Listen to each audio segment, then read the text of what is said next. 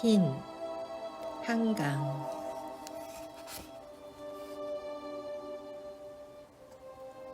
흰 것에 대해 쓰겠다고 결심한 봄에 내가 처음 한 일은 목록을 만든 것이었다. 강보, 베네옷, 소금, 눈, 얼음, 달, 쌀, 파도, 백목련, 흰새, 하얗게 웃다, 백지, 흰개, 백발, 수위. 한 단어씩 적어갈 때마다 이상하게 마음이 흔들렸다. 이 책을 꼭 완성하고 싶다고, 이것을 쓰는 과정이 무엇인가를 변화시켜 줄 것 같다고 느꼈다. 환부에 바를 흰 연고, 거기 덮을 흰 거즈 같은 무엇인가가 필요했다고. 하지만 며칠이 지나 다시 목록을 읽으며 생각했다. 어떤 의미가 있을까? 이 단어들을 들여다보는 일엔. 활로 철연을 켜면 슬프거나 기이하거나 새된 소리가 나는 것처럼 이 단어들로 심장을 문지르면 어떤 문장들이건 흘러나올 것이다. 그 문장들 사이에 흰 거즈를 덮고 숨어도 괜찮은 걸까? 질문에 답하기 어려워 시작을 미루었다. 8월부터는 이 낯선 나라의 수도로 잠시 옮겨와 새를 얻어 살기 시작했다. 2달 가까이 시간이 더 흘러 추워지기 시작한 밤, 익숙하고도 지독한 친구 같은 편두통 때문에 물 한 컵을 데워 알약들을 삼키다가 깨달았다. 어딘가로 숨는다는 건 어차피 가능한 일이 아니었다는 것을. 시간의 감각이 날카로울 때가 있다.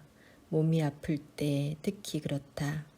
14살 무렵 시작된 편두통은 예고 없이 위경련과 함께 찾아와 일상을 정지시킨다.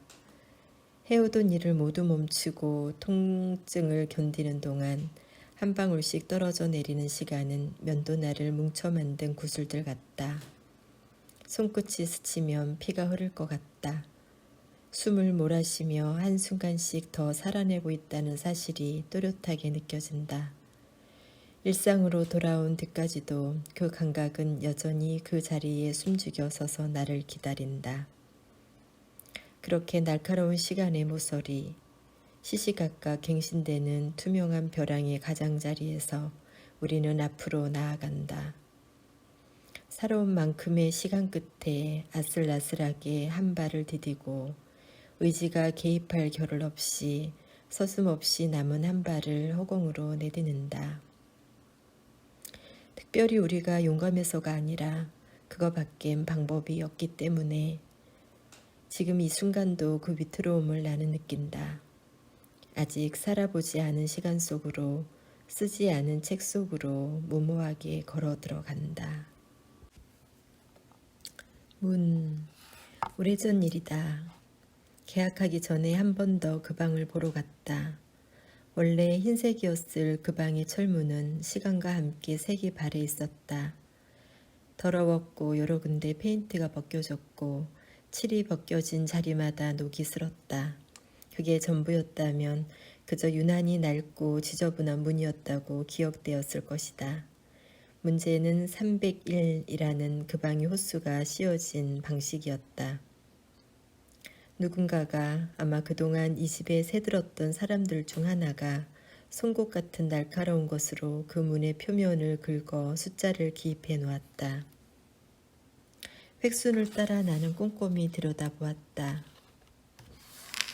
새뼘 크기의 커다랗고 각진 삶, 그리고 작지만 여러 번 겹쳐 굵게 그어 삶보다 눈에 먼저 들어오는 0.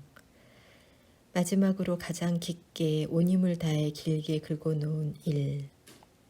난폭한 직선과 곡선들의 상처를 따라 검붉은 녹물이 번지고 흘러내려 오래된 핏자국처럼 굳어 있었다. 난 아무것도 아끼지 않아. 내가 사는 곳, 매일 여닫는 문, 빌어먹을 내 삶을 아끼지 않아. 이를 악문 그 숫자들이 나를 쏘아보고 있었다. 그것이 내가 얻으려 하는 방, 그 겨울부터 지내려 하는 방의 문이었다. 짐을 정리한 다음 날 흰 페인트 한 통과 큼직한 평붓을 샀다. 도배를 하지 않은 부엌과 방의 벽에 크고 작은 얼룩들이 보였다. 특히 전기 스위치들의 주변이 까맸다. 혹여 페인트가 튀더라도 눈에 튀지 않도록 연회색 트레이닝복에 낡은 흰 스웨터를 걸치고 칠을 시작했다. 깔끔하게 마무리할 생각은 처음부터 없었다. 얼룩이 지더라도 흰 얼굴이 더러운 얼룩보다 낫겠지. 그렇게 무심한 마음으로 더러운 자리만 골라 붓질을 했다. 한때 비가 새어 생겼을 천장의 커다란 얼룩을 하얗게 칠해 없애버렸다. 연갈색 싱크대 안쪽의 더러운 부분도 물수건으로 한번 닦고는 새하얗게 칠해버렸다. 마지막으로 현관 밖으로 나가 철문을 칠하기 시작했다. 상처 투성이의 무늬에 붓칠을 할 때마다 더러움이 지워졌다. 송곳으로 그은 숫자들이 사라졌다. 핏자국 같은 녹물들이 사라졌다. 따뜻한 방으로 들어가 쉬다가 1시간 뒤에 나오자 칠이 흐려져 있었다. 롤러 대신 붓을 사용했기 때문에 붓자국들이 두드러져 보였다. 붓자국이 잘 보이지 않을 만큼 두껍게 한 겹 덧칠한 뒤 방으로 들어왔다. 어떻게 되었는지 보려고 다시 1시간 뒤 슬리퍼를 끌고 나오자 성근 눈이 내리고 있었다. 어느 사이 골목이 어둑해져 있었다. 아직 가로등은 켜지지 않았다. 두 손에 페인트 통과 붓을 들고 엉거주춤 서서 수백 개의 깃털을 펼친 것처럼 천천히 낙하하는 눈송이들의 움직임을 나는 멍하게 지켜보고 있었다. 강보. 눈처럼 하얀 강보에 갓 태어난 아기가 꼭꼭 쌓여 있다. 자궁은 어떤 장소보다 비좁고 따뜻한 곳이었을 테니 갑자기 한계 없이 넓어진 공간에 소스라칠까봐 간호사가 힘주어 몸을 감싸준 것이다. 이제 처음 허파로 숨쉬기 시작한 사람, 자신이 누군지, 여기가 어딘지, 방금 무엇이 시작됐는지 모르는 사람, 갓 태어난 새와 강아지보다 무력한 어린 짐승들 중에서 가장 어린 짐승. 피를 너무 흘려 창백해진 여자가 그 아기의 울고 있는 얼굴을 본다. 당황하여 강포째로 아기를 받아 안는다. 그 울음을 먹게 하는 법을 아직 모르는 사람. 믿을 수 없는 고통을 방금까지 겪은 사람. 아기가 벼랑간 울음을 멈춘다. 어떤 냄새 때문일 것이다. 또는 둘이 아직 연결되어 있다. 보지 못하는 아기의 검은 눈이 여자의 얼굴 쪽을, 목소리가 들리는 쪽을 향한다. 무엇이 시작되었는지 모르는 채 아직 두 사람이 연결되어 있다. 피냄새가 떠도는 침묵 속에서 하얀 강보를 몸과 몸 사이에 두고. 베네옷. 내 어머니가 낳은 첫 아기는 태어난 지 2시간 만에 죽었다고 했다. 달떡처럼 얼굴이 흰 여자아이였다고 했다. 8달 만에 조산이라 몸이 아주 작았지만 눈, 코, 입이 또렷하고 예뻤다고 했다. 까만 눈을 뜨고 어머니의 얼굴 쪽을 바라보던 순간을 잊을 수 없다고 했다. 당시 어머니는 시골 초등학교 교사로 부임한 아버지와 함께 외딴 사택에 살았다. 쓴딸이 많이 남아 준비가 전혀 없었는데 오전에 갑자기 양수가 터졌다. 아무도 주변에 없었다. 마을의 한 대뿐인 전화기는 20분 거리의 정류장 앞 전방에 있었다. 아버지가 퇴근하려면 아직 6시간도 더 남았다. 막 서리가 내린 초겨울이었다. 23살의 엄마는 엉금엉금 부엌으로 기어가 어디선가 들은 대로 물을 끓이고 가위를 소독했다. 반지꼬리 상자를 뒤져보니 작은 베네옷 하나를 만들 만한 흰천이 있었다. 산통을 참으며 무서워서 눈물이 떨어지는 대로 바느질을 했다. 베네옷을 다 만들고 강보로 쓸 혼입으로 꺼내놓고 점점 격렬하고 빠르게 되돌아오는 통증을 견뎠다. 마침내 혼자 아기를 낳았다. 혼자 탯줄을 잘랐다. 피 묻은 조그만 몸에다 방금 만든 베네 옷을 입혔다. 죽지 마라 제발. 가느다란 소리로 우는 손바닥만한 아기를 안으며 대풀이에 중얼거렸다. 처음엔 꼭 감겨있던 아기의 눈꺼풀이 1시간이 흐르자 거짓말처럼 방긋 열렸다. 그 까만 눈에 눈을 맞추며 다시 중얼거렸다. 제발 죽지 마. 1시간쯤 더 흘러. 아기는 죽었다. 죽은 아기를 가슴에 품고 모로 누워 그 몸이 점점 싸늘해지는 걸 견뎠다. 더 이상 눈물이 흐르지 않았다.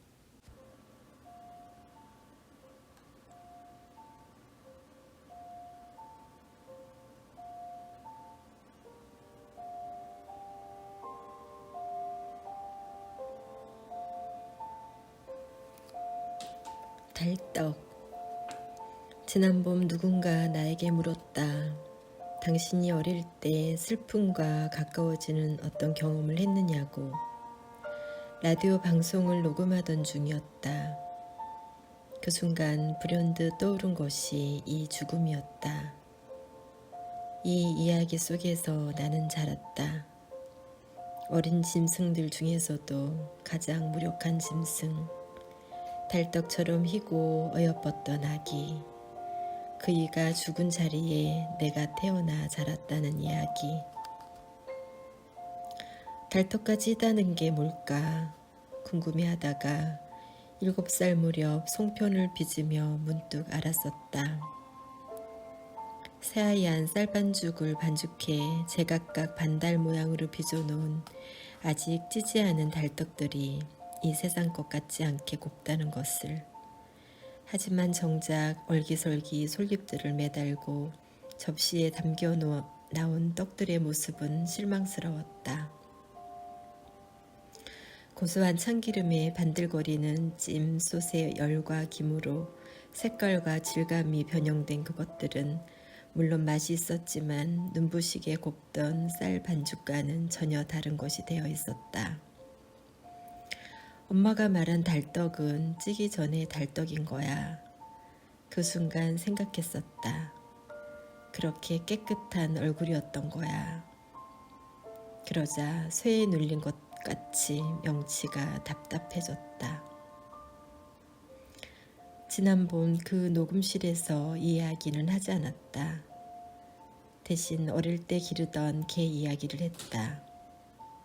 내가 6살이 되던 겨울 죽은 백구는 진돗개의 피가 절반 섞여 유난히 영리한 개였다고 했다. 다정하게 함께 찍은 흑백 사진 한 장이 남아있지만 살아있었던 때의 기억은 이상하게도 없다. 선명한 건 오직 죽던 날 아침의 기억뿐이다. 하얀 털, 까만 눈, 아직 축축한 코. 그날 이후 지금까지 나는 개를 좋아하지 않는 사람이 되었다. 손을 뻗어 개의 목과 등을 쓰다듬을 수 없는 사람이 되었다.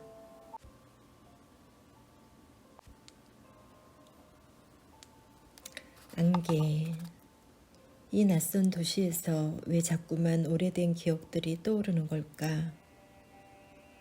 거리를 걸을 때 내 어깨를 스쳐 지나가는 사람들이 하는 거의 모든 말, 스쳐 지나가는 표지판들에 적힌 거의 모든 단어를 나는 이해하지 못한다. 움직이는 단단한 섬처럼 행인들 사이를 통과해 나아갈 때 때로 나의 육체가 어떤 감옥처럼 느껴진다. 내가 겪어온 삶의 모든 기억들이 그 기억들과 분리해낼 수 없는 내 모국어와 함께 고립되고 봉인된 것처럼 느껴진다. 고립이 완고해질수록 뜻밖의 기억들이 생생해진다. 압도하듯 무거워진다. 지난 여름 내가 도망치듯 찾아든 곳이 지구 반대편의 어떤 도시가 아니라 결국 나의 내부 한가운데였다는 생각이 들 만큼 지금 이 도시는 새벽 안개에 잠겨 있다. 하늘과 땅의 경계가 사라졌다. 내가 바라보는 창으로부터 4~5m 거리에 서 있는 높다란 미루나무 두 그루가 먹색 윤곽을 어렴풋이 드러내고 있을 뿐 그 밖의 모든 것이 희다. 아니, 저것을 희다고 할 수 있을까? 검게 젖은 어둠을 차가운 입자마다 머금고 이승과 저승 사이를 소리 없이 일렁거리는 저 거대한 물의 움직임을. 오래전 이렇게 안개가 짙었던 섬의 아침을 기억한다. 함께 여행을 떠난 일행들과 바닷가 절벽길을 산책했었다. 어른어른 모습을 드러낸 해변의 소나무들, 깎아지른 잿빛 벼랑, 해무 아래 일렁거리는 검은 바다를 내려다보던 평소와 다르게 어딘가 서늘해 보이던 일행들의 뒷모습. 하지만 다음날 오후 같은 길을 걸으며 그 길의 풍경이 원래 얼마나 평범한 것이었는지 깨달았다. 신비스런 늪이라고 생각했던 곳은 먼지 낀 마른 웅덩이였다. 이승의 것 같지 않게 호련하던 소나무들은 철조망 너머로 줄을 맞춰 심겨 있었다. 바다는 관광엽서 사진처럼 짙푸르고 아름다웠다. 모든 것이 경계 안쪽에서 숨죽이고 있었다. 숨을 참으며 다음 안개를 기다리고 있었다. 이렇게 짙게 안개가 낀 새벽, 이 도시의 유령들은 무엇을 할까? 숨죽여 기다렸던 안개 속으로 소리 없이 걸어나와 산책을 할까? 목소리까지 하얗게 표백해주는 저 물의 입자들 틈으로 내가 알지 못하는 그들의 모국어로 인사를 나눌까? 말없이 고개를 흔들거나 끄떡이기만 할까? 흰 도시. 1945년 봄 미군의 항공기가 촬영한 이 도시의 영상을 보았다. 도시 동쪽에 지어진 기념관 2층의 영사실에서였다. 1944년 10월부터 6개월여 동안 이 도시의 95%가 파괴되었다고 그 필름의 자막은 말했다. 유럽에서 유일하게 나치에 저항하여 봉기를 일으켰던 이 도시를 1944년 9월 한 달 동안 극적으로 독일군을 몰아냈고 시민 자치가 이루어졌던 이 도시를 히틀러는 가능한 모든 수단을 동원해 깨끗이 본보기로서 쓸어버리라고 명령했다. 처음 영상이 시작되었을 때 높은 곳에서 내려다본 도시는 마치 눈이 쌓인 것처럼 보였다. 희끗한 눈이나 얼음 위에 약간씩 그을음이 내려앉아 얼룩덜룩 더럽혀진 것 같았다. 비행기가 고도를 낮추며 도시의 모습이 가까워졌다. 눈에 덮인 것도 얼음 위에 그을음이 내려앉은 것도 아니었다. 모든 건물이 무너지고 부서져 있었다. 돌로 된 자네들의 흰빛 위로 검게 불에 탄 흔적이 눈 닿는 데까지 끝없이 이어져 있었다. 그날 버스를 타고 집으로 돌아오던 길에 오래전 성이 있었다는 공원에서 내렸다. 제법 넓은 공원 숲을 가로질러 한참 걸으니 옛 병원 건물이 나왔다. 1944년 공습으로 파괴되었던 병원을 원래의 모습대로 복원한 뒤 미술관으로 사용하는 곳이었다. 종달새와 흡사한 높은 음조로 새들이 우는 울창한 나무들이 무수히 팔과 팔을 맞댄 소로를 따라 걸어 나오며 깨달았다. 그러니까 이 모든 것들이 한 번 죽었었다. 이 나무들과 새들, 길들, 거리들, 집들과 전차들, 사람들이 모두. 그러므로 이 도시에는 70년 이상 된 것들이 존재하지 않는다. 구시가의 성곽들과 화려한 궁전, 시 외곽에 있는 왕들의 호숫가 여름 별장은 모두 가짜다. 사진과 그림과 지도에 의지해 끈질기게 복원한 새 것이다. 간혹 어떤 기둥이나 벽돌의 아랫부분이 살아남았을 경우에는 그 옆과 위로 새 기둥과 새 벽이 연결되어 있다. 오래된 아랫부분과 새 것인 밑부분을 분할하는 경계, 파괴를 증언하는 선들이 도드라지게 노출되어 있다. 그 사람에 대해 처음 생각한 것은 그날이었다. 이도 씨와 같은 운명을 가진 어떤 사람, 한 차례 죽었거나 파괴되었던 사람, 그 흘린 잔해들 위해 끈덕지게 스스로를 복원한 사람, 그래서 아직 새 것인 사람, 어떤 기둥, 어떤 늙은 석벽들의 아랫부분이 살아남아 그 위에 덧쌓은 선명한 새 것과 연결된 이상한 무늬를 가지게 된 사람.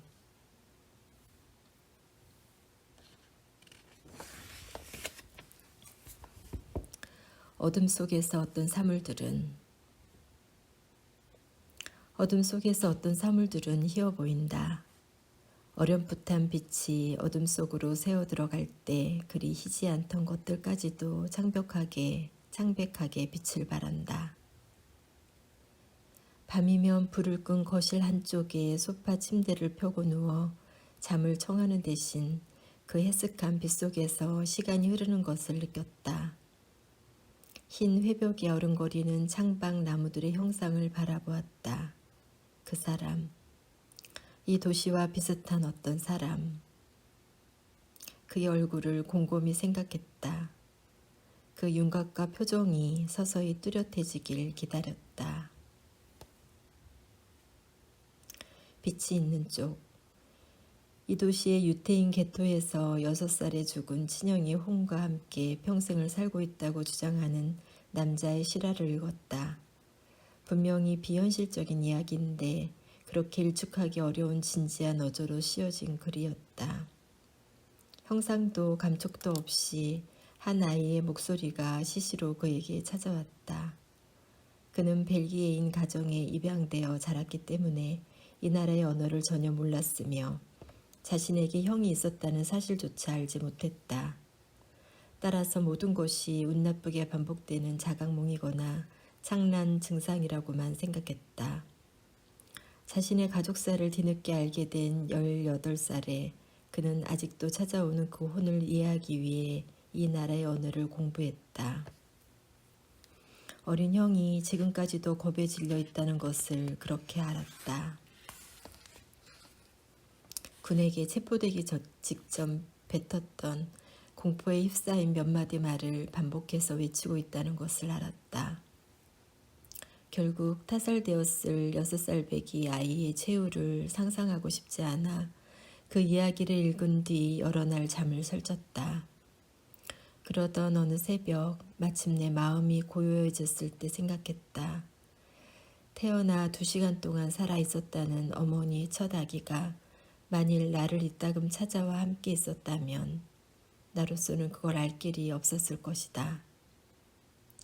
그이에게는 언어를 배울 시간이 없었으니까 1시간 동안 눈을 열고 어머니 쪽을 바라보았다고 했지만 아직 시신경이 깨어나지 않아 어머니 얼굴을 보지 못했을 것이다.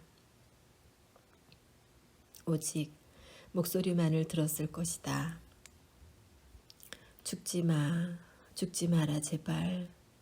알아들을 수 없었을 그 말이 그이가 들은 유일한 음성이었을 것이다. 그러니 확인할 수도 부인할 수도 없다. 그이가 나에게 때로 찾아왔었는지, 잠시 내 이마와 눈 언저리에 머물렀었는지, 어린 시절 내가 느낀 어떤 감각과 막연한 감정 때문에 모르는 사이 그이로부터 건너온 것들이 있었는지, 어둑한 방에 누워 추위를 느끼는 순간은 누구에게나 찾아오니까 죽지 마, 죽지 마라 제발. 해독할 수 없는 사랑과 고통의 목소리를 향해, 희끗한 빛과 체온이 있는 쪽을 향해, 어둠 속에서 나도 그렇게 눈을 뜨고 바라봤던 건지도 모른다.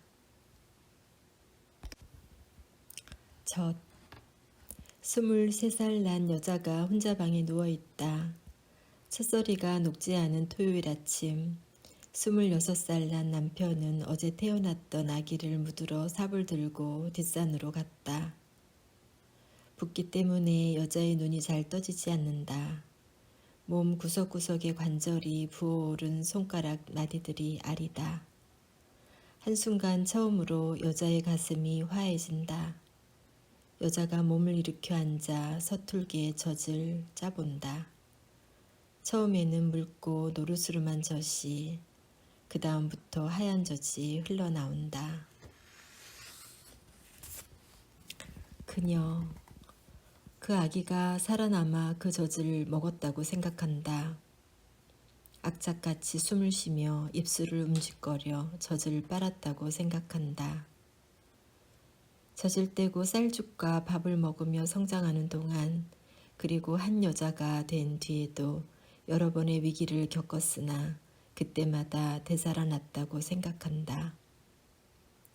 죽음이 매번 그녀를 비껴갔다고, 또는 그녀가 매번 죽음을 등지고 앞으로 나아갔다고 생각한다.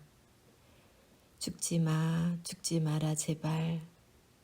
그 말이 그녀의 몸속에 부적으로 새겨져 있으므로 그리하여 그녀가 나 대신 이곳으로 왔다고 생각한다. 이상하리만큼 친숙한 자신의 삶과 죽음을 닮은 도시로. 그런 그녀가 이 도시의 중심가를 걷는다. 내거리에 세워진 붉은 벽돌 벽의 일부를 본다. 폭격으로 부서진 옛 건물을 복원하는 과정에서 독일군이 시민들을 총살했던 벽을 떼어다가 1미터쯤 앞으로 옮겨 세운 것이다. 그 사실을 새겨놓은 낮은 비석이 세워져 있다. 그 앞에 꽃 항아리가 놓이고 여러 개의 흰 초가 밝혀져 있다. 새벽만큼 짙지 않지만 아직 반투명한 트레이싱지 같은 안개가 이 도시를 감싸고 있다. 강한 바람이 불어와 갑자기 안개를 걷어내면 복원된 새 건물들 대신 70년 전의 폐허가 솟으라치며 모습을 드러낼지도 모른다. 그녀의 지척에 모여있던 유령들이 자신들이 살해되었던 벽을 향해 우뚝우뚝 몸을 세우고 눈을 이글거릴지도 모른다. 그러나 바람이 불지 않는다. 아무것도 소스라치며 자신을 드러내지 않는다. 흘러내리는 촛농은 희고 뜨겁다. 흰 심지의 불꽃에 자신의 몸을 서서히 밀어넣으며 초들이 낮아진다. 서서히 사라진다. 이제 당신에게 내가 흰 것을 줄게. 더럽혀지더라도 흰 것을, 오직 흰 것을 건넬게. 더 이상 스스로에게 묻지 않을게. 이 삶을 당신에게 건네어도 괜찮을지. 성에, 공기가 완전히 차단되지 않는 유리창에 성에가 낀다. 한겨울 하얗게 얼어붙은 그 무늬는 강이나 개울의 살얼음을 닮았다. 소설가 박태원은 첫 딸이 태어났을 때 그 창문을 보고 아기의 이름을 지었다고 했다. 설영, 눈의 꽃. 그녀는 너무 추워서 바다가 얼어있는 풍경을 본 적이 있다. 수심이 낮고 유난히 잔잔한 바다였는데 해변에서부터 파도들이 눈부시게 얼어 있었다. 켜켜이 하얀 꽃들이 피다가 멈춘 것 같은 광경을 보며 걷자니 모래벌이 흩어진 얼어붙은 흰 비늘의 물고기들이 보였다. 그 지방의 사람들은 그런 날을 바다에 성애가 끼었다고 한다고 했다. 서리. 그녀가 태어난 날은 눈이 아니라 첫소리가 내렸지만 그녀의 아버지도 딸의 이름에 설자를 넣어주었다. 자라면서 그녀는 남들보다 추위를 타는 편이어서 자신의 이름에 들어있는 차가움 때문이 아닐까 원망하기도 했다. 서리가 내린 흙을 밟을 때 반쯤 얼어있는 땅의 감촉이 운동화 바닥을 통과해 발바닥에 느껴지는 순간을 그녀는 좋아한다. 아무도 밟지 않은 첫소리는 고운 소금 같다. 서리가 내리기 시작할 무렵부터 태양의 빛은 조금 더 창백해진다. 사람들의 입에서 흰 입김이 흘러나온다. 나무들이 잎을 떨어뜨리며 차츰 가벼워진다. 돌이나 건물 같은 단단한 사물들은 미묘하게 더 무거워 보인다. 외투를 꺼내 입은 남자들과 여자들의 뒷모습에 무엇인가 견디기 시작한 사람들의 묵묵한 예감이 배어 있다. 날개. 이 도시의 외곽에서 그녀는 그 나비를 보았다. 하얀 나비 한 마리가 11월 아침 갈대숲 옆에 날개를 젓고 누워 있었다. 여름이 지나고는 나비들을 전혀 보지 못했는데 그동안 어디서 버텨왔던 것일까? 지난주부터 기온이 급격하게 떨어졌는데 그 사이 날개가 몇 차례 얼었다 녹으며 흰빛이 지워졌는지 어떤 부분은 거의 투명해 보였다. 바닥에 검은 흙이 어른어른 비쳐 보일 정도였다. 시간이 좀 더 흐르면 남은 부분도 완전히 투명해질 것이다. 날개는 더 이상 날개가 아닌 것이 되고 나비는 더 이상 나비가 아닌 것이 된다. 추석. 종아리에 알이 배길 때까지 이 도시의 거리들을 걸으며 그녀는 기다렸다. 어떤 모국어 문장 혹은 몇 개의 단어들이 불쑥 떠올라 혀 밑에 고이기를 어쩌면 눈에 대해 쓸 수 있을지도 모른다고 생각했다. 이 도시에는 1년의 절반 동안 눈이 내린다고 했으니까 겨울이 올 때까지 그녀는 끈질기게 지켜봤다. 흩뿌리는 눈밭이 아직 비치지 않는 상점 유리창들을, 아직 눈에 덮이지 않는 행인들의 머리칼을, 그 낯선 이마와 눈에 스쳐가는 아직 눈송이가 아닌 비스듬한 빛들을, 움켜쥘수록 차가워지는 자신의 창백한 두 주먹을. 눈. 한방눈이 검은 코트 소매에 내려앉으면 유난히 큰 눈의 결정은 맨눈으로도 볼 수 있다. 정육각형의 그 신비한 형상이 조금씩 녹아 사라질 때까지 걸리는 시간은 고작 1, 2초. 그걸 묵묵히 지켜보는 짧은 시간에 대해 그녀는 생각한다. 눈이 내리기 시작하면 사람들은 하던 일을 멈추고 잠시 눈을 바라본다. 버스에서라면 얼굴을 들고 한동안 차창 밖을 응시한다. 어떤 소리도 없이, 아무런 기쁨도 슬픔도 없이 성근 눈이 흩어질 때, 이윽고 수천 수만의 눈송이들이 침묵하며 거리를 지워갈 때, 더 이상 그걸 지켜보지 않고 얼굴을 돌리는 사람들이 있다. 눈송이들. 오래전 늦은 밤 그녀는 모르는 남자가 전신주 아래 모로 누워있는 것을 봤다. 쓰러진 걸까? 취한 걸까? 구급차를 불러야 하는 걸까? 그녀가 경계하며 눈을 떼지 못하고 있는 사이 남자가 반쯤 몸을 일으켜 앉아 멍하게 그녀를 올려다봤다. 그녀는 놀라 뒤로 물러섰다. 난폭한 사람 같지는 않았지만 한밤의 골목이 고요하고 인적이 없었기 때문이다. 그를 등지고 종종 걸음쳐 갔다가 그녀는 문득 돌아봤다. 그는 여전히 비스듬히 몸을 일으킨 상태로 차가운 보도 위에 주저앉아 골목 맞은편의 더러운 회벽 언저리를 뚫어지게 바라보고 있었다.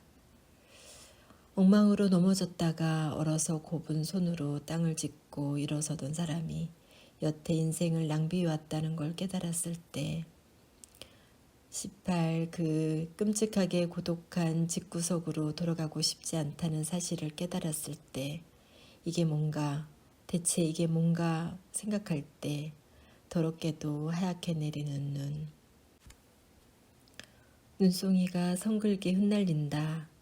가로등의 불빛이 닿지 않는 검은 허공에 말없는 검은 나뭇가지들 위에 고개를 수그리고 걷는 행인들의 머리에. 만년설. 언젠가 만년설이 보이는 방에서 살고 싶다고 그녀는 생각한 적 있다. 창 가까이 서 있는 나무들이 봄에서 여름, 가을에서 겨울로 몸을 바꾸는 동안 먼 산 위엔 언제나 얼음이 얼어 있을 것이다. 어린 시절 열감기에 걸린 그녀의 이마를 번갈아 짚어보던 어른들의 차가운 손처럼 1980년 이곳에서 만들어졌다는 흑백 영화 한 편을 그녀는 보았다. 주인공 남자는 7살의 아버지를 잃고 조용한 성품의 어머니 슬하에서 성장했다. 29살의 젊은 아버지는 동료들과 히말라야를 등반하다가 조난당해 시신을 찾지 못했다. 성년이 되어 어머니를 떠난 그는 결벽적인 만큼 윤리적인 태도를 지니고 살아가게 되는데 선택의 순간마다 어째서인지 히말라야의 설산에 눈이 내리는 압도적인 풍경이 그의 눈을 가리기 때문이다. 그때마다 그는 누구도 쉽게 내리기 어려운 결정을 하고 그 결과 끊임없이 고초를 겪는다. 부패가 만연한 시대의 분위기 속에서 혼자서 뇌물을 받지 않는다는 이유로 동료들에게 따돌림을 받으며 나중에는 린치까지 당한다. 결국 모함에 빠져 직장에서 쫓겨난 뒤 혼자 돌아온 방에서 생각에 잠겨 있을 때 아득한 설산의 계곡과 봉우리들이 그의 시야를 가득 채운다. 그가 갈 수 없는 곳, 얼어붙은 아버지의 몸이 숨겨진 인간에게 허락되지 않은 얼음의 땅. 파도. 멀리서 수면이 솟아오른다. 거기서부터 겨울바다가 다가온다. 힘차게 더 가까이 밀려온다. 파고가 가장 높아진 순간 하얗게 부서진다. 부서진 바다가 모래벌을 미끄러져 뒤로 물러난다. 물과 물이 만나는 경계에 서서 마치 영원히 반복될 것 같은 파도의 움직임을 지켜보는 동안 그러나 실은 영원하지 않다. 지구도 태양계도 언젠가 사라지니까 우리 삶이 찰나에 불과하다는 사실이 또렷하게 만져진다. 부서지는 순간마다 파도는 눈부시게 희다. 먼 바다의 잔잔한 물살은 무수한 물고기들의 비늘 같다. 수천 수만의 반짝임이 거기 있다. 수천 수만의 뒤척임이 있다. 그러나 아무것도 영원하지 않다. 진눈깨비. 삶은 누구에게도 특별히 호의적이지 않다. 그 사실을 알면서 걸을 때 내리는 진눈깨비. 이마를, 눈썹을, 뺨을 물큰하게 적시는 진눈깨비. 모든 것은 지나간다. 그 사실을 기억하며 걸을 때 안간힘을 다해 움켜쥐어온 모든 게 기어이 사라지리란 걸 알면서 걸을 때 내리는 진눈깨비. 비도 아니고 눈도 아닌 것, 얼음도 아니고 물도 아닌 것, 눈을 감아도 떠도 걸음을 멈춰도 더 빨리 해도 눈썹을 적시는 물큰하게 이마를 적시는 진눈깨비. 흰 개. 개는 개인데 짖지 않는 개는 그녀가 이 수수께끼를 처음 들은 건 어렸을 때였다. 언제 누구에게서 들었는지는 이제 기억하지 못한다. 첫 직장을 그만두고 본가에 내려간 25살의 여름. 그녀는 이웃집 마당에서 흰 개를 보았다. 그 전까지 그 마당에는 사나운 도사견이 살았다. 목을 묶는 줄이 풀리거나 끊어지기만 하면 단박에 달려들어 닥치는 대로 사람을 물어뜯을 것처럼 녀석은 목줄이 한껏 팽팽해지도록 앞으로 달려나와 지저대곤 했다. 그 살기에 질려 묶인 개라는 것을 알면서도 그녀는 최대한 멀찍이 떨어져 그 대문 앞을 지나곤 했었다. 이제 그 도사견 대신 묶여있는 것은 진돗개의 피가 약간 섞인 듯한 잡종이었다. 흰 털에는 윤기가 없고 몸 군데군데 동전만하게 털이 빠진 자리에 연분홍색 속살이 드러나 있었다. 그 개는 짖지도 으름거리지도 않았다. 그녀와 처음 눈이 마주친 순간 소스러치며 자신의 목을 묶은 쇠사슬을 시멘트 바닥에 차르르 끌며 뒤로 물러섰다. 떼약볕이 뜨거운 8월이었다. 무더운 때문인지 마을길엔 인적이 없었다. 개가 계속해서 소스라치며 뒤로 물러설 때마다 쇠사슬 소리가 정적을 깼다. 두 개의 검은 눈이 소리 없이 그녀를 올려다보고 있었다. 그녀가 움직일 때마다 더 소스라치며 낮은 몸을 더 낮추고 뒤로 물러서며 차르르 사슬 소리를 냈다. 그녀의 얼굴에서 잠시도 눈을 떼지 않는 채였다. 공포. 그 눈이 공포를 말하고 있다는 것을 그녀는 알아보았다. 저녁에 그 개에 대해 묻자 그녀의 어머니는 대답했다. 누가 와도 짖지를 않고 저렇게 벌벌 떨고만 있으니까 주인이 다시 팔아버릴 생각을 한단다. 도둑이 와도 저러고 있을 거 아니야. 그 개는 계속해서 그녀를 무서워했다. 일주일이 지나 이제 익숙해질 만도 했던 마지막 날에도 그녀를 본 순간 몸을 낮추고 뒷걸음질 쳤다. 걷어차이거나 목을 졸린 것처럼 옆구리와 목을 스스로 비틀고 외꼬았다. 숨을 몰아쉬는 것 같았지만 그 소리조차 들리지 않았다. 들리는 것은 오직 사슬이 시멘트 바닥에 끌리는 낮은 소리뿐이었다. 여러 달 얼굴을 익혔을 어머니를 보고도 걔는 뒷걸음질 쳤다. 괜찮다, 괜찮다니까.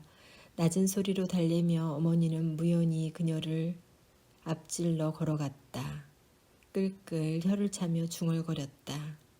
모진 일을 오래 당했던가 보다. 걔는 걔인데 짖지 않는 걔는 그 수수께끼의 싱거운 답은 안개다. 그래서 그녀에게 그 개의 이름은 안개가 되었다. 하얗고 커다란 짖지 않는 개, 먼 기억 속 어렴풋한 백구를 닮은 개. 그의 겨울 그녀가 다시 본가에 내려갔을 때 안개는 없었다. 자그마한 갈색 불독이 예의 세 줄에 묶인 채 그녀를 향해 야무지게 으르렁거렸다. 그 개는 어떻게 됐어요? 어머니가 고개를 흔들었다. 주인이 팔고 싶어도 차마 못 팔고 여름을 났는데 설이 내리고 갑자기 추워졌을 적에 죽었단다.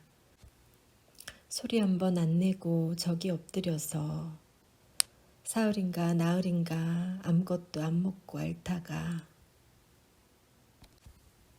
눈보라. 몇 년 전 대설주의보가 내렸을 때였다.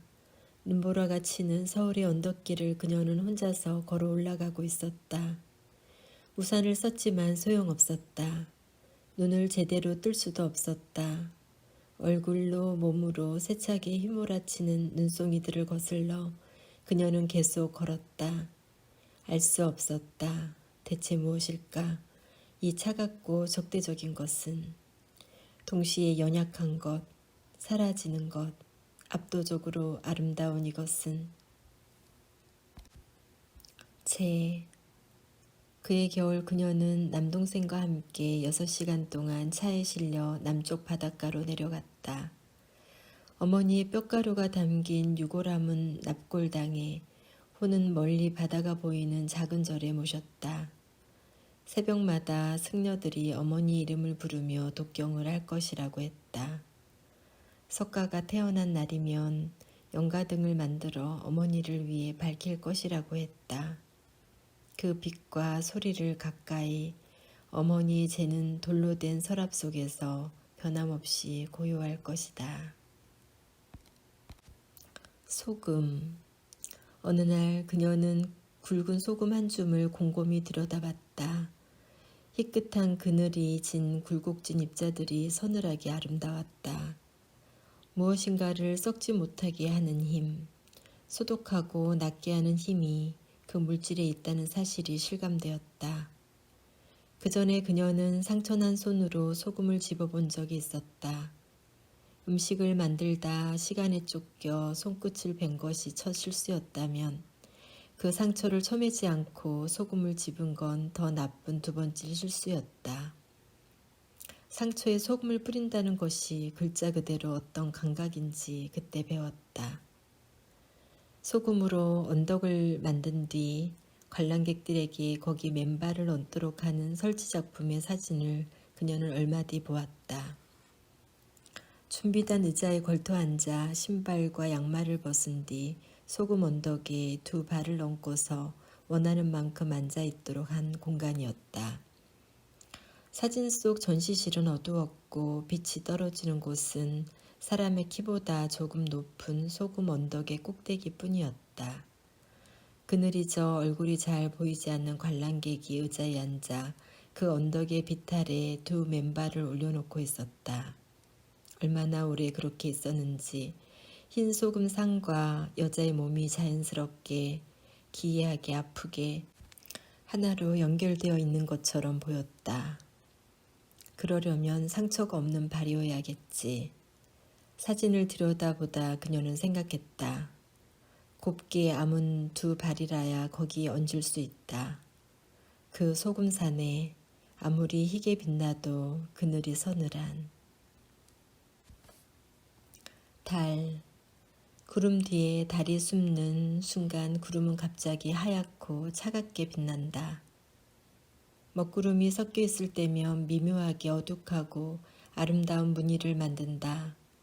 잿빛이거나 연 보랏빛이거나 연 푸른빛을 띠는 그 무늬 뒤에 둥글거나 반원이거나 그보다 갸름하거나 신랄처럼 가는 창백한 달이 숨겨져 있다. 보름의 달을 볼 때마다 그녀는 사람의 얼굴을 보곤 했다. 아주 어렸을 때부터 어른들이 아무리 설명해줘도 무엇이 두 마리 토끼이고 절구인지 구별할 수 없었다. 생각에 잠긴 것 같은 두 눈과 코의 그늘만 보였다. 달이 유난히 커다랗게 떠오른 밤, 커튼으로 창들을 가리지 않으면 아파트 구석구석으로 달빛이 스며든다. 그녀는 서성거린다. 생각에 잠긴 거대한 흰 얼굴에서 스며 나오는 빛, 거대한 캄캄한 두 눈에서 배어 나오는 어둠 속을. 레이스 커튼. 얼어붙은 거리를 걷던 그녀가 한 건물의 2층을 올려다본다. 성근 레이스 커튼이 창을 가리고 있다. 더럽혀지지 않는 어떤 흰 것이 우리 안에 어른어른 너울거리고 있기 때문에 저렇게 정갈한 사물을 대할 때마다 우리 마음은 움직이는 것일까? 새로 빨아 바싹 말린 흰 백인잎과 이불보가 무엇인가를 말하는 것 같다고 느껴질 때가 있다. 거기 그녀의 맨살이 닿을 때 수면의 흰 천이 무슨 말을 건네는 것 같다. 당신은 귀한 사람이라고, 당신의 잠은 깨끗하고 당신이 살아있다는 건 부끄러운 일이 아니라고. 잠과 생시 사이에서 바스락거리는 숙면의 침대보에 맨살이 닿을 때 그녀는 그렇게 이상한 위로를 받는다. 입김. 어느 추워진 아침 입술에서 처음으로 흰 입김이 새어나오고 그것은 우리가 살아있다는 증거, 우리 몸이 따뜻하다는 증거, 차가운 공기가 캄캄한 텃밭 속으로 밀려들어와 체온으로 덮여져 하얀 날숨이 된다. 우리 생명이 희끗하고 분명한 형상으로 허공에 퍼져나가는 기적. 흰 새들. 겨울 바닷가 모래밭에 흰 갈매기들이 모여 있었다. 20마리쯤 되었을까? 수평선으로 서서히 기우는 서쪽의 일을 향해 새들은 앉아 있었다. 무슨 침묵의 의식을 치르는 듯 미동도 하지 않고 영하 20도의 추위 속에서 일몰을 지켜보고 있었다. 그녀도 걸음을 멈추고 그들이 바라보는 것, 붉어지기 직전의 창백한 광원을 바라봤다. 뼛속까지 얼어붙은 듯 추웠지만 정말 그녀의 몸이 뼛속까지 얼어붙지 않은 건 바로 그 빛, 열기 덕분이란 것을 알고 있었다. 여름날 서울의 천변을 걷다가 그녀는 두루미를 봤다. 온몸이 희었는데 발만은 밝은 빨강이었다. 새는 반들반들하고 널쩍한 바위 위로 올라가 그 두 발을 말리는 중이었다. 그는 그녀가 자신을 바라보고 있는 걸 알았을까? 아마 알았을 것이다. 그녀가 자신을 해치지 않으리란 것도 알았을 것이다. 그래서 그토록 무심히 건너편 기슬을 바라보며 빨간 발을 햇빛에 말리고 있었을 것이다. 왜 흰새가 다른 색의 새와는 다른 감동을 주는 것인지 그녀는 알지 못한다. 왜 특별히 아름답게 기품 있게 때로 거의 신성하게 느껴지는 것일까? 그녀는 이따금 흰새가 날아가는 꿈을 꾼다. 꿈속에서 흰새는 아주 가까이, 손에 잡힐 듯 가까이 아무런 소리도 없이 햇빛에 깃털들을 빛내며 날아간다. 아무리 멀리 날아가도 시야에서 사라지진 않는다. 영원히 사라지지 않으며 허공을 활공한다. 눈부신 두 날개를 활짝 펼치고. 이 도시에서 그녀의 머리에 흰새가 잠시 내려앉았다가 날아간 일을 어떻게 받아들여야 할까? 어떤 일로 근심에 잠겨 공원과 개천뚝을 따라 터덜터덜 집으로 돌아오던 길이었다. 한순간 커다란 무엇이 가볍게 그녀의 정수리에 앉았다. 거의 뺨에 닿을 만큼 날개 한 쌍을 양쪽으로 떨어뜨려 그녀의 얼굴을 감싼 다음 아무 일 없었던 것처럼 푸드덕 날아올라 가까운 건물 지붕에 내려앉았다. 손수건. 흐미진 주택가 건물 아래를 걷던 늦여름 오후에 그녀는 봤다.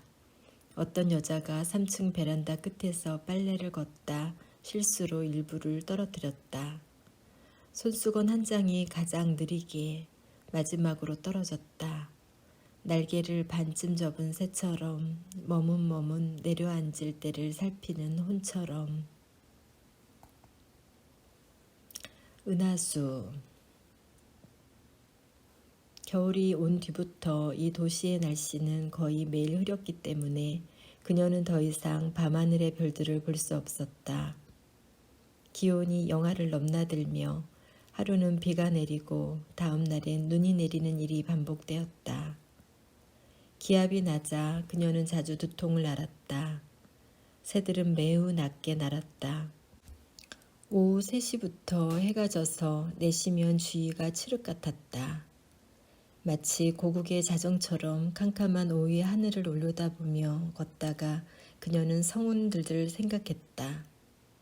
시골 본가에 찾아간 밤이면 두 눈 속으로 일제히 쏟아져 내리던 알알의 소금 같은 수천의 별들, 한순간 눈을 씻어 어떤 것도 기억할 수 없게 하던 차고 깨끗한 빛들. 하얗게 웃는다. 하얗게 웃는다 라는 표현은 아마 그녀의 모국어에만 있다. 아늑하게, 쓸쓸하게, 부서지기 쉬운 깨끗함으로 웃는 얼굴 또는 그런 웃음. 너는 하얗게 웃었지. 가령 이렇게 쓰면 너는 조용히 견디며 웃으려 애썼던 어떤 사람이다. 그는 하얗게 웃었어. 이렇게 쓰면 아마 그는 자신 안에 무엇인가에 결별하려 애쓰는 사람, 어떤 사람이다. 백목년. 25, 24살의 대학 동기 둘이 비슷한 시기에 죽었다. 버스 전복 사고와 군부대 사고로 이듬해 이른봄 같은 학번 학생들이 십시일반으로 기금을 만들어 문학 수업을 듣던 강의실이 내려다 보이는 언덕에 어린 백목련 두 그루를 심었다. 여러 해 뒤 그 생명, 재생, 부활의 꽃나무들 아래를 지나다 그녀는 생각했다. 그때 왜 우리는 하필 백목련을 골랐을까? 흰 꽃은 생명과 연결되어 있는 걸까? 아니면 죽음과? 인도 유럽어에서 텅 빔과 흰 빛, 검음, 그리고 불꽃이 모두 같은 어원을 갖는다고 그녀는 읽었다. 어둠을 남고 타오르는 텅 빈 흰 불꽃들. 그것이 3월에 짧게 꽃피는 백목련 두 그루인 걸까? 당의정. 자신에 대한 연민 없이 마치 다른 사람의 삶에 호기심을 갖듯 그녀는 이따금 궁금해진다. 어린 시절부터 그녀가 먹어온 알약들을 모두 합하면 몇 개일까? 앓으면서 보낸 시간을 모두 합하면 얼마나 될까? 마치 인생 자체가 그녀의 전진을 원하지 않는 것처럼 그녀는 반복해서 아팠다. 그녀가 밝은 쪽으로 나아가는 것을 막는 힘이 바로 자신의 몸속에 대기하고 있는 것처럼 그때마다 주춤거리며 그녀가 길을 잃었던 시간을 모두 합하면 얼마가 될까? 각설탕. 10살 무렵이었다. 막내 고모를 따라서 처음으로 커피숍에 갔을 때 그녀는 각설탕을 처음 보았다. 흰 종이에 쌓인 정육면체의 형상은 완벽할 만큼 반듯해 마치 그녀에게 과분한 무엇처럼 느껴졌다. 그녀는 조심스럽게 종이를 벗겨내고 하얀 각설탕의 표면을 쓸어봤다. 귀퉁이를 살짝 부스러뜨려보고 혀를 대보고 아찔하게 달콤한 표면을 조금 갉아먹고 마침내 물잔 속에 넣어 녹는 과정을 지켜보는 탐험을 했다. 이제 그녀는 더 이상 단 것을 특별히 좋아하지 않지만 이따금 각설탕이 쌓여있는 접시를 보면 귀한 무엇인가를 마주친 것 같은 기분이 된다. 어떤 기억들은 시간으로 인해 훼손되지 않는다. 고통도 마찬가지다. 그게 모든 걸 물들이고 망가뜨린다는 말은 사실이 아니다. 불빛들. 겨울이 유난히 혹독한 이 도시에서 그녀는 12월의 밤을 통과하는 중이다. 창밖은 달없이 어둡다. 아파트 뒤편의 자그마한 공장 건물은 보안 때문인지 연화문계의 전등을 밤새 밝혀놓고 있다. 칠흑 같은 어둠 속에 전등들이 띄엄띄엄 만들어 놓은 고립된 빛의 공간들을 그녀는 지켜본다. 이곳에 온 뒤부터, 아니 실은 이곳에 오기 전부터 그녀는 깊은 잠을 이루지 못했다. 이제 잠깐 눈을 붙이고 일어난다 해도 창밖은 지금처럼 캄캄할 것이다. 유행이 좀 더 오래 잠들었다 깨어날 수 있다면 더디게 밝는 새벽의 푸르스름한 빛이 암흑의 안쪽에서부터 서서히 스며 나오는 것을 보게 될 것이다. 그렇다 해도 저 불빛들은 여전히 명료한 정적과 고립 속에서 하얗게 얼어붙어 있을 것이다. 수천 개의 은빛 점. 그런 밤에는 아무런 이유 없이 그 바다가 떠오르기도 한다. 배가 너무 작아서 약간의 파도에도 세차게 흔들렸다. 9살 난 그녀는 겁이 나서 어깨를 웅크렸다. 머리와 가슴을 낮추다 못해 바닥에 엎드리다시피 했다. 그러던 한순간 수천의 은빛 점들이 먼 바다에서부터 밀려와 배 아래를 지나갔다. 단박에 그녀는 무서운 것도 잊어버리고 압도하는 그 반짝임들이 세차게 움직여가는 쪽을 멍하게 바라봤다. 멸칠대가 지나갔다야. 배 고물에 무심히 걸터앉아 있던 작은아버지가 웃으며 말했다. 그 흘린 얼굴에 곱슬곱슬한 머리카락이 늘 헝클어져 있던 이태디 40을 넘기지 못하고 알코올 중독으로 세상을 떠난 그가. 반짝임. 사람들은 왜 은과 금, 다이아몬드처럼 반짝이는 광물을 귀한 것으로 여기는 걸까? 일설에 의하면 물의 반짝임이 옛 인간들에게 생명을 의미했기 때문이다. 빛나는 물은 깨끗한 물이다. 마실 수 있는, 생명을 주는 물만이 투명하다.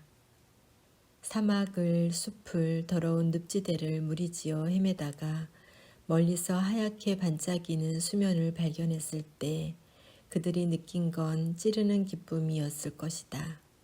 생명이었을 것이다. 아름다움이었을 것이다.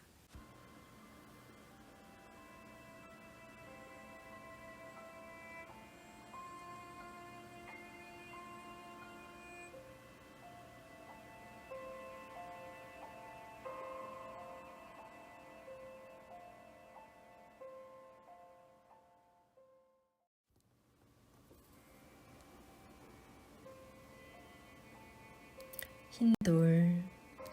오래전 그녀는 바닷가에서 흰 조약돌을 주었다. 모래를 털어낸 뒤 바지 호주머니에 넣었고 집에 돌아와서는 서랍에 넣어두었다. 파도에 닳아 동그랗고 매끄러운 돌이었다. 속이 들여다 보일 듯 하다고 생각했지만 사실 속이 들여다 보일 만큼 투명하지는 않았다. 가끔 그녀는 그것을 꺼내 손바닥 위에 얹어보았다. 침묵을 가장 작고 단단한 사물로 응축시킬 수 있다면 그런 감촉일 거라고 생각했다. 흰 뼈. 통증 때문에 그녀는 전신 엑스레이를 찍은 적이 있다. 청회색 바닷속 같은 린트겐 사진 속에 깨끗한 해골 하나가 서 있다. 사람의 몸속에 돌의 물성을 가진 단단한 것이 버티고 있다는 사실은 놀랍게 느껴졌다. 그보다 오래전 사춘기에 접어들 무렵 그녀는 뼈들의 다양한 이름에 매혹되었다. 복사뼈와 무릎뼈, 쇄골과 늑골, 가슴뼈와 빗장뼈, 인간이 살과 근육으로만 이루어진 존재가 아니라는 사실이 이상하게 다행으로 느껴졌다. 모래. 그리고 그녀는 자주 잊었다.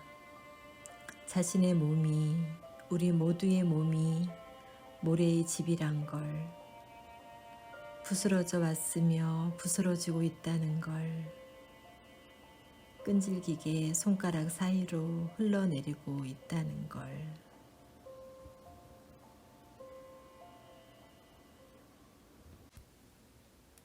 백발.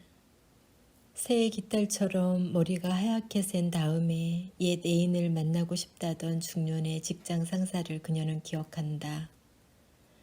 완전히 늙어서 한 올도 남김없이 머리털이 하얗게 새었을 때 그때 꼭 한번 만나보고 싶은데 그 사람을 다시 만나고 싶다면 꼭 그때 젊음도 육체도 없이 열망할 시간이 더 남지 않았을 때 만난 다음으로는 단 하나 몸을 잃음으로써 완전해질 결별만 남아있을 때. 구름. 그 여름 운주사 벌판에서 구름이 지나가는 걸 우린 봤지. 평평한 바위의 표면에 은각으로 새겨진 부처를 바라보며 웅크려 앉아 있었을 때였지. 거대한 흰 구름과 검은 구름 그림자가 빠른 속력으로 먼 하늘과 땅에서 나란히 함께 흘러나아갔어.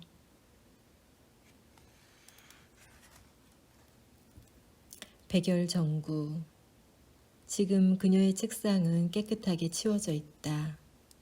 책상 왼편에 놓인 흰 전등갓 안에서 백열전구가 빛과 열을 발한다.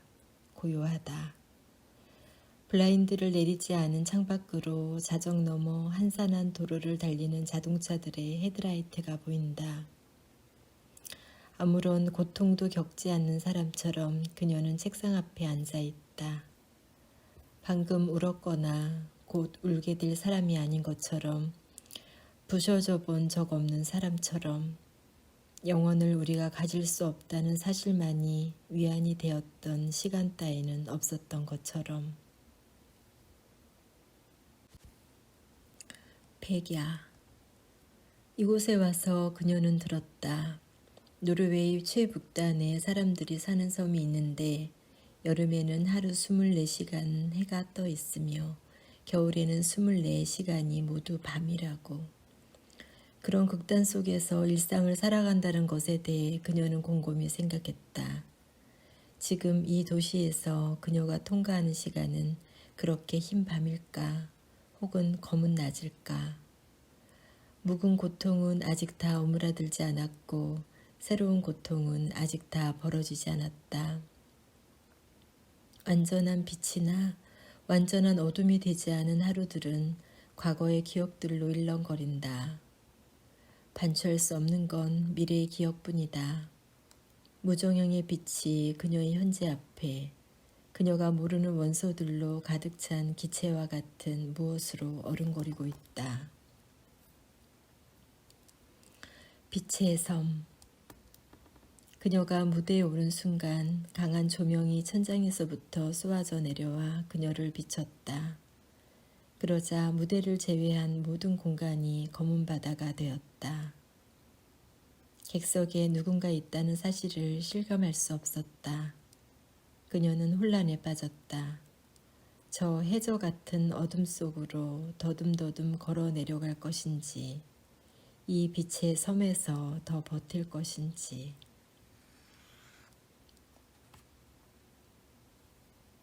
흩날리다. 저물기 전에 물기 많은 눈이 쏟아졌다. 보도에 닿자마자 녹는 눈, 소나기처럼 곧 지나갈 눈이었다. 잿빛 구시가지가 삽시간에 깨끗하게 지워졌다. 갑자기 비현실적으로 변한 공간 속으로 행인들이 자신의 남루한 시간을 덧대며 걸어 들어갔다. 그녀도 멈추지 않고 걸었다. 사라지고 있는 아름다움을 통과했다. 묵묵히. 고요에게 그녀가 이곳을 떠날 날이 가까워질 때 더 이상 허락되지 않을 이 집의 어둑한 고요에게 건네고 싶은 말이 있을 것이다. 끝나지 않을 것 같던 밤이 지나가고 커튼 없는 북동쪽 창이 지푸른 방명을 들여보낼 때 분청색 하늘을 등진 미루나무들이 서서히 깨끗한 뼈대를 드러낼 때 그녀가 새든 건물의 누구도 아직 집을 나서지 않은 일요일 새벽의 고요에게 건네고 싶은 말이 있을 것이다. 조금 더 이대로 있어 달라고. 아직 내가 다 씻기지 못했다고.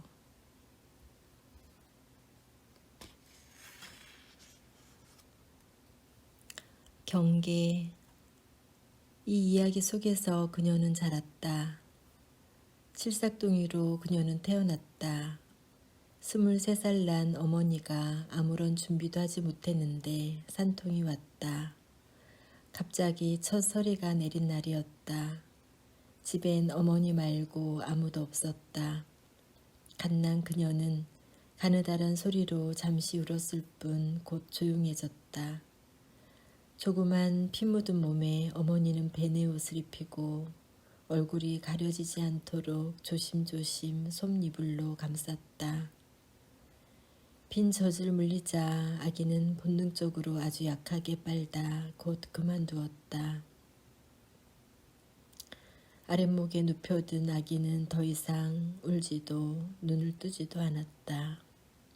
무서운 예감이 든 어머니가 이불을 조금씩 흔들어 볼 때마다 아기의 눈이 열렸지만 곧 흐려지며 감겼다. 그나마 언젠가부터는 흔들어도 반응하지 않았다.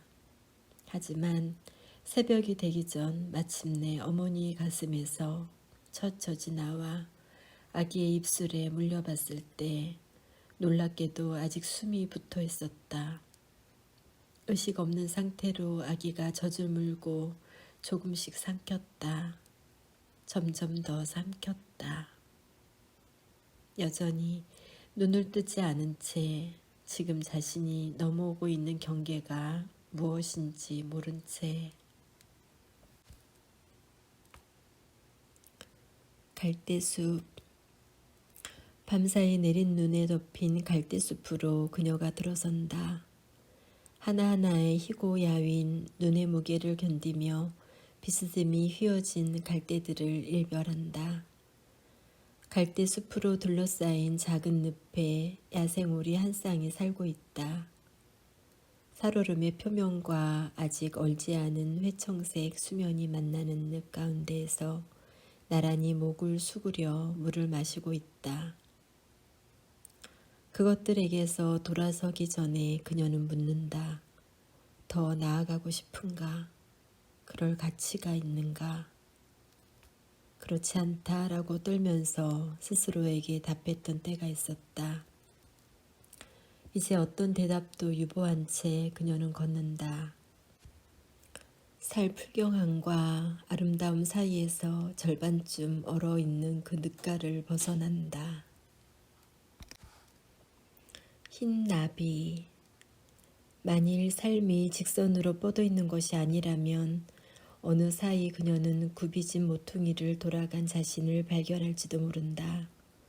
문득 뒤돌아본다 해도 그동안 자신이 겪은 어떤 것도 한눈에 보이지 않는 새로운 국면으로 접어들었다는 사실을 깨닫게 될지도 모른다.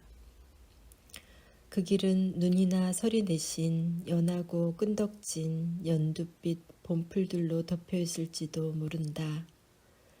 문득 팔락이며 날아가는 흰나비가 그녀의 눈길을 잡아채고 떨며 번민하는 홍 같은 그 날개짓을 따라 그녀가 몇 걸음 더 나아가게 될지도 모른다. 그제야 주변의 모든 나무들이 무엇인가에 사로잡힌 듯 되살아나고 있다는 사실을, 숨막히는 낯선 향기를 뿜고 있다는 사실을, 더 무성해지기 위해 위로, 허공으로, 밝은 쪽으로 타오르고 있다는 사실을 깨달을지도 모른다.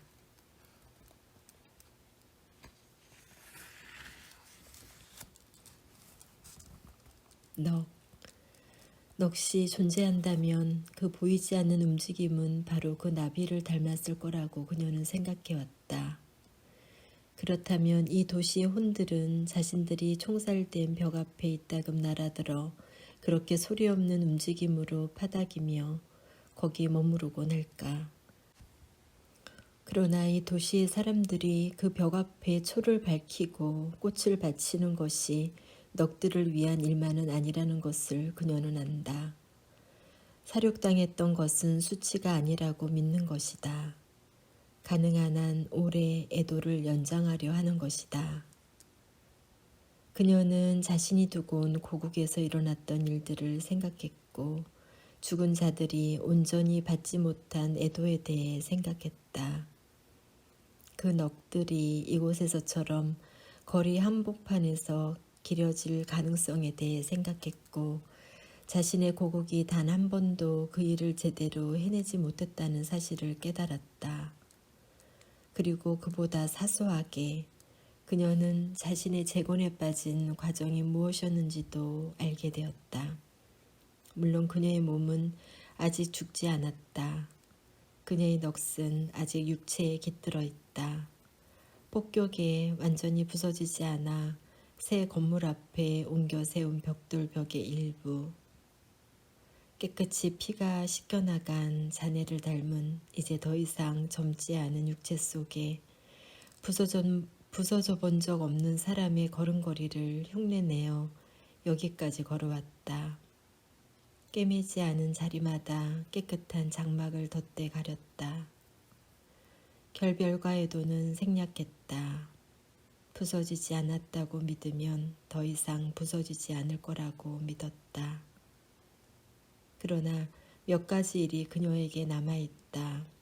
거짓말을 그만둘 것, 눈을 뜨고 장막을 거들 것, 기억할 모든 죽음과 넋들에게 자신의 것을 포함해 초를 밝힐 것. 쌀과 밥. 저녁으로 먹을 쌀과 물을 사기 위해 그녀는 계속해서 걷는다. 이 도시에서 찰진 쌀을 구하는 것은 쉽지 않은 일이다. 큰 슈퍼마켓에서만 500g씩의 스페인산 쌀을 조그만 빌린 봉지에 담아 판다. 그걸 사서 집으로 돌아오는 길 그녀의 가방 속에서 흰 쌀들은 고요하다. 방금 지은 밥을 담은 그릇에서 흰 김이 오르고 그 앞에 기도하듯 앉을 때 그 순간 느낄 어떤 감정을 그녀는 부인하지 못한다. 그걸 부인하는 것은 불가능하다. 모든 흰. 첫딸 아이를 잃은 이듬해 어머니는 두 번째로 사내 아기를 조산했다. 첫 아기보다도 달수를 못 채우고 나온 그는 눈 한 번 떠보지 못한 채 곧 죽었다고 했다. 그 그 생명들이 무사히 고비를 넘어 삶 속으로 들어왔다면 그 후 3년이 흘러 내가 다시 4년이 흘러 남동생이 태어나는 일은 생기지 않았을 것이다. 어머니가 임종 직전까지 그 부스러진 기억들을 꺼내 어루만지는 일도 없었을 것이다. 그러니 만일 당신이 아직 살아있다면 지금 나는 이 삶을 살고 있지 않아야 한다. 지금 내가 살아있다면 당신이 존재하지 않아야 한다. 어둠과 빛 사이에서만 그 파르스름한 틈에서만 우리는 가까스로 얼굴을 마주 본다. 당신의 눈으로 바라볼 때 나는 다르게 보았다. 당신의 몸으로 걸을 때 나는 다르게 걸었다. 나는 당신에게 깨끗한 걸 보여주고 싶었다. 잔혹함, 슬픔, 절망, 더러움, 고통보다 먼저 당신에게 많은 깨끗한 것을 먼저, 그러나 뜻대로 잘 되지 않았다. 종종 캄캄하고 깊은 거울 속에서 형상을 찾듯 당신의 눈을 들여다봤다. 그때 그 외딴 사택이 아니라 도시에 살았더라면 어머니는 성장기의 나에게 말하곤 했다. 구급차에 실려 병원으로 갈 수 있었더라면, 당시 막 도입되었던 인큐베이터에 그 달떡 같은 아기를 넣었더라면, 그렇게 당신이 숨을 멈추지 않았다면, 그리하여 결국 태어나지 않게 된 나 대신 지금까지 끝끝내 살아주었다면, 당신의 눈과 당신의 몸으로 어두운 거울을 등지고 힘껏 나아가 주었다면,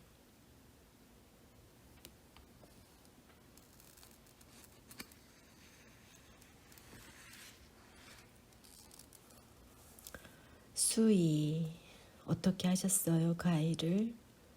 20살 무렵 어느 밤 아버지에게 처음 물었을 때 아직 쉰이 되지 않았던 그는 잠시 침묵하다 대답했다. 겹겹이 흰 천으로 싸서 산에 가서 묻었지. 혼자서요? 그랬지, 혼자서. 아기의 베네옷이 수의가 되었다. 광보가 관이 되었다. 아버지가 주무시러 들어간 뒤 나는 물을 마시려다 말고 딱딱하게 웅크리고 있던 어깨를 폈다. 명치를 누르며 숨을 들이마셨다.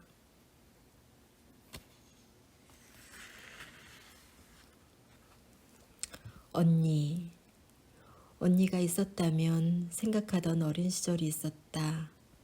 나보다 꼭 한 뼘 키가 큰 언니. 보풀이 약간 일어난 스웨터와 아주 조금 상처가 난 에나멜 단화를 물려주는 언니. 엄마가 아플 때면 코트를 걸치고 약국에 다녀오는 언니. 쉿, 조용조용히 걸어야지. 자신의 입술에 찢게 손가락을 대며 나무라는 언니. 이건 아주 간단한 거야. 쉽게 생각해봐. 내 수학문제집 여백에 방정식을 적어가는 언니. 얼른 암산을 하려고 찌푸려지니마. 발바닥에 가시가 박힌 나에게 앉아보라고 하는 언니. 스탠드를 가져와 내 발 언저리를 밝히고 가스레인지 불꽃에 그슬려 소독한 바늘로 조심조심 가시를 빼내는 언니. 어둠 속에 웅크려 앉은 나에게 다가오는 언니. 그만 좀 해. 내가 오해한 거라니까. 짧고 어색한 포옹. 제발 일어나. 밥부터 먹자. 내 얼굴을 스치는 차가운 손. 빠르게 내 어깨에서 빠져나가는 그녀의 어깨.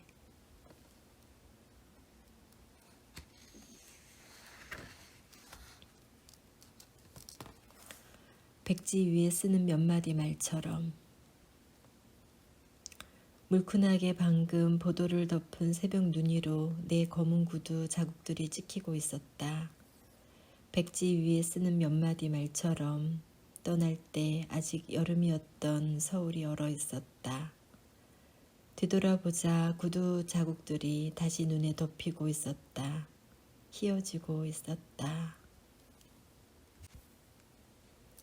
소복.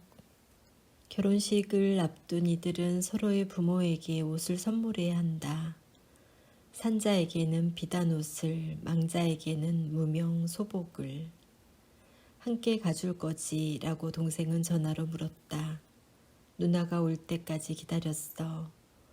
동생의 신부가 마련해온 흰 무명 치마 저고리를 나는 바위 위에 올렸다. 아침마다 독경 뒤에 어머니 이름이 불리워지는 절 아래 풀숲이었다. 동생이 건넨 라이터로 소매에 불을 붙이자 파르스름한 연기가 일었다. 흰옷이 그렇게 허공에 스미면 넋이 그것을 입을 거라고 우리는 정말 믿고 있는가. 연기. 입을 다문 채 우리들은 끈질기게 바라보고 있었다. 거대하게 부푼 잿빛 날개 같은 연기가 허공에 스미고 있었다. 사라지고 있었다. 삽시간에 저고리를 태운 불이 치마로 타들어가는 것을 나는 봤다. 무명 치마의 마지막 밑단이 불꽃 속으로 빨려 들어갈 때 당신을 생각했다. 당신. 올 수 있다면 지금 오기를. 연기로 지은 저 옷을 날개옷처럼 걸쳐주기를. 말 대신 우리 침묵이 저 연기 속으로 스미고 있으니 쓴 약처럼, 쓴 차처럼 그걸 마셔주기를.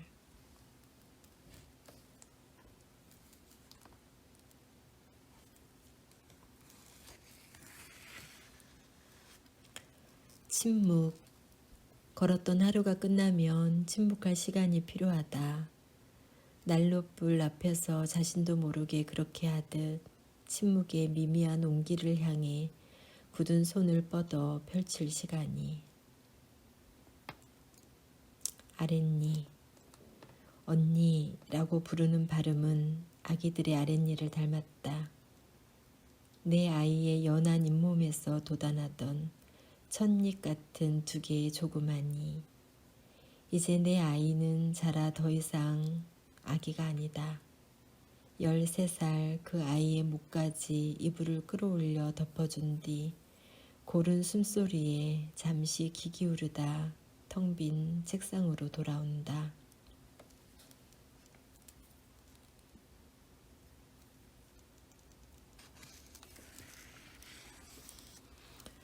작별. 죽지 마. 죽지 마라 제발. 말을 모르던 당신이 검은 눈을 뜨고 들은 말을 내가 입술을 열어 중얼거린다. 백지에 힘껏 눌러 쓴다. 그것만이 최선의 작별의 말이라고 믿는다. 죽지 말아요. 살아가요.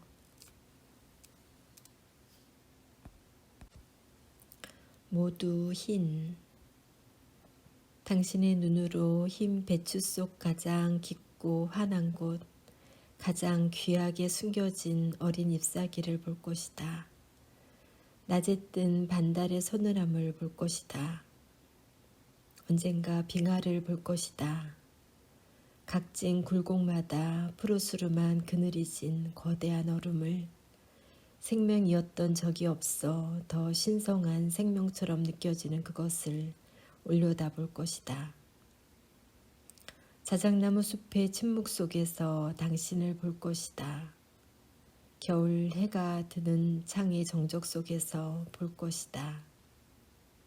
비스듬히 천장에 비춰진 광선을 따라 흔들리는 빛나는 먼지 분말들 속에서 볼 것이다. 그 흰, 모든 흰 것들 속에서 당신이 마지막으로 내쉰 숨을 들이마실 것이다. 작가의 말. 이 책의 끝에 붙일 작가의 말을 쓰겠느냐고 편집자가 물었던 2016년 4월에 나는 그러지 않겠다고 대답했다. 이 책 전체가 작가의 말이라고 웃으며 이야기했던 기억이 난다. 이제 2년이 지나 개정판을 준비하며 비로소 어떤 말을 조용히 덧붙여 쓰고 싶다는, 쓸 수 있겠다는 생각이 든다. 폴란드의 번역가 유스티나 라이바르시를 처음 만난 것은 2013년 여름이었다. 소년처럼 짧은 머리에 무채색의 긴 치마를 입은 눈매가 깊고 어딘가 슬퍼 보이는 사람이었다. 그 무렵 그녀가 번역 중이던 내 소설의 문장들에 대해 몇 가지 까다로운 이야기를 나눈 뒤 유스티나는 진지한 얼굴로 나에게 물었다. 제가 내년에 바르샤바로 초대하면 오시겠어요? 나는 길게 생각하지 않고 그러겠다고 대답했다. 소년이 온다의 초고를 막 마쳤을 즈음이어서 그 책이 무사히 출간된 다음에는 잠시 떠나시는 게 좋을 것 같았다. 그 짧은 만남을 잊고 있는 동안에도 시간은 흘러 어느새 이듬해가 되었다. 마침내 5월에 소년이 온다가 출간되었고 나는 그녀와 약속한 대로 떠나기 위해 휴직 신청을 했다. 초여름부터 짐을 꾸리고 이런저런 준비를 하는 동안 주변 사람들은 물었다. 쉬고 싶다더니 왜 하필 그렇게 춥고 어두운 곳으로 가는 거야? 그때 나를 부른 곳이 오직 그 도시였고 그곳이 남극이나 북극이었다 해도 떠났으리란 것을 나는 잘 설명할 수 없었다.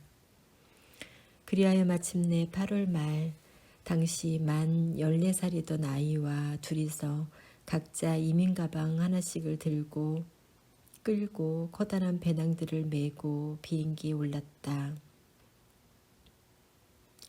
아이와 단둘이 꾸려갈 삶의 첫 여정이기도 해서 보이지도 만지지도 않는 거대한 매듭의 속으로 불쑥 들어서는 것 같은 막막함이 있었다. 첫 달은 눈꽃 뜰 새 없이 분주했다. 미루나무 두 그루에 반짝이는 우둠직이 내다보이는 5층 아파트에 새를 들고 아이가 한 학기 다닐 국제학교를 등록하고 증명사진을 찍어 교통카드를 만들고 휴대폰을 개통하고 짐의 부피를 줄이느라 싸우지 못한 냄비와 후라이팬과 도마, 이불과 담요 같은 물건들을 날마다 가까운 쇼핑몰에서 사서 캐리어로 날랐다. 아침이면 아이의 하얀 교복 셔츠를 다리고 식사를 준비하고 간식 도시락을 싸고 책가방과 체육복 가방을 메고서 천변길을 따라 학교에 가는 아이의 수굿한 뒷모습이 사라질 때까지 창으로 내다보았다. 금요일이면 유스티나를 만나 기초 폴란드어를 배웠는데 그 보답으로 나는 한문을 가르쳐줬다. 바르샤바 대학교에서 한국 종교를 가르치는 그녀를 위해 원효 스님의 발심 수행장을 교재로 택했다. 달콤한 것을 먹여 사랑스럽게 보살펴도 우리 육신은 반드시 무너지고 비단으로 감싸 곱게 보호해도 목숨에는 끝이 있네. 모르는 한자를 미리 찾아가며 수업 준비를 하다 보면 한나절이 빠르게 지나갔다. 그렇게 첫 달의 적응 기간이 지나자 서울에서 살던 때와 비교할 수 없는 마음의 여유가 생겼다. 걷는 것, 또 걷는 것. 돌아보면 바르샤바에서 내가 한 일은 그것이 거의 전부였다. 틈이 날 때마다 아파트 주변의 고요한 천변을 산책했다. 무작정 버스를 타고 고시가지로 나가 골목들을 배회했다. 그보다 가까운 와지엔키 공원의 숲길을 목적 없이 걸었다. 한국을 떠나오기 전부터 쓰고 싶었던 흰이란 책에 대해 그렇게 걸으며 생각했다. 모국어에서 흰색을 말할 때 하얀과 흰이라는 두 형용사가 있다. 솜사탕처럼 깨끗하기만 한 하얀과 달리 흰에는 삶과 죽음이 소슬하게 함께 배어 있다. 내가 쓰고 싶은 것은 흰 책이었다. 그 책의 시작은 내 어머니가 낳은 첫 아이의 기억이어야 할 거라고 그렇게 걷던 어느 날 생각했다. 24살의 어머니는 혼자서 갑작스럽게 아기를 낳았고 그 여자아이가 숨을 거두기까지 2시간 동안 죽지 마라 제발 이라고 계속해서 속삭였다고 했다. 그 말을 입속에 머금고 천변길을 걷던 다른 어느 날 오후 그 문장이 이상할 만큼 낯익다는 사실을 벼랑간 깨달았다. 그건 내가 몇 달 전까지 소년이 온다를 고쳤으며 마지막 순간까지 붙들었던 오장에서 투병 중인 성희 언니를 향해 고문 생존자인 선주가 건넸던 말과 정확히 같은 것이었다. 죽지 말아요. 그렇게 10월이 끝나갈 무렵 유스티나가 추천해준 바르샤바 항쟁 박물관을 혼자서 보러 갔다. 전시를 모두 관람한 뒤 부설극장에 들어가 1945년 미국의 공군기가 촬영한 그 도시의 영상을 보았다. 비행기가 도시를 향해 서서히 접근하며 희끗한 눈에 덮인 풍경이 차츰 가까워졌다. 하지만 그건 눈이 아니었다.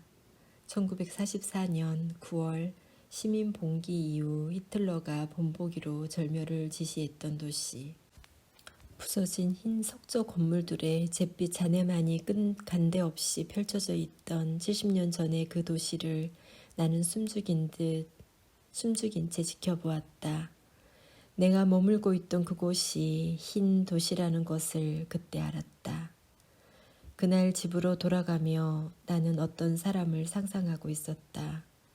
그 도시의 운명을 닮은 파괴되었으나 끈질기게 재건된 사람을, 그이가 내 언니라는 것을, 내 삶과 몸을 빌려줌으로써만 그녀를 되살릴 수 있다는 사실을 깨달았을 때 나는 이 책을 쓰기 시작하고 있었다.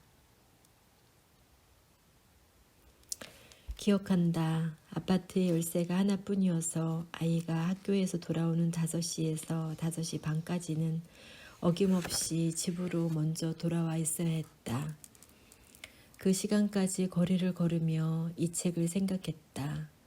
무엇인가 떠오르면 길에 선 채로 수첩에 몇 줄씩 적기도 했다. 하나뿐인 침실에서 아이가 곤히 잠든 밤이면 식탁 앞에 앉아 혹은 거실의 소파 침대에 담요를 쓰고 웅크려 앉아 한 줄씩 이어 적어갔다. 그렇게 그 도시에서 이 책의 1장과 2장을 쓰고 서울로 돌아와 3장을 마저 썼다. 그 다음 1년 동안은 처음으로 돌아가 천천히 다듬었다. 고독과 고요, 그리고 용기. 이 책이 나에게 숨처럼 불어넣어 준 것은 그것들이었다. 나의 삶을 감히 언니, 아기, 그녀에게 빌려주고 싶었기 때문에 무엇보다 생명에 대해 계속해서 생각해야 했다. 그녀에게 더운 피가 흐르는 몸을 주고 싶었기 때문에 우리가 따뜻한 몸을 지니고 살아간다는 사실을 매 순간 어루만져야만 했다. 어루만질 수밖에 없었다. 우리 안에 깨어지지 않고 더럽혀지지 않는, 어떻게도 훼손되지 않는 부분을 믿어야 했다. 믿고자 할 수밖에 없었다. 어쩌면 아직도 나는 이 책과 연결되어 있다. 흔들리거나 금이 가거나 부서지려는 순간의 당신을, 내가 당신에게 주고 싶었던 흰 것들을 생각한다. 나는 신을 믿어본 적이 없으므로 다만 이런 순간들이 간절한 기도가 된다. 이 책에 처음에 계신 1966년 가을의 어린 어머니와 아버지께 조용하고 불가능한 인사를 건넨다.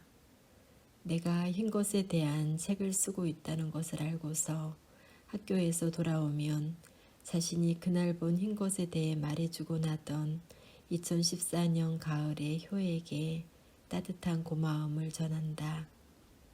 이 책의 곁을 지켜준 편집자 김민정 시인에게 깊은 감사를 드린다. 2018년 봄날의 한강.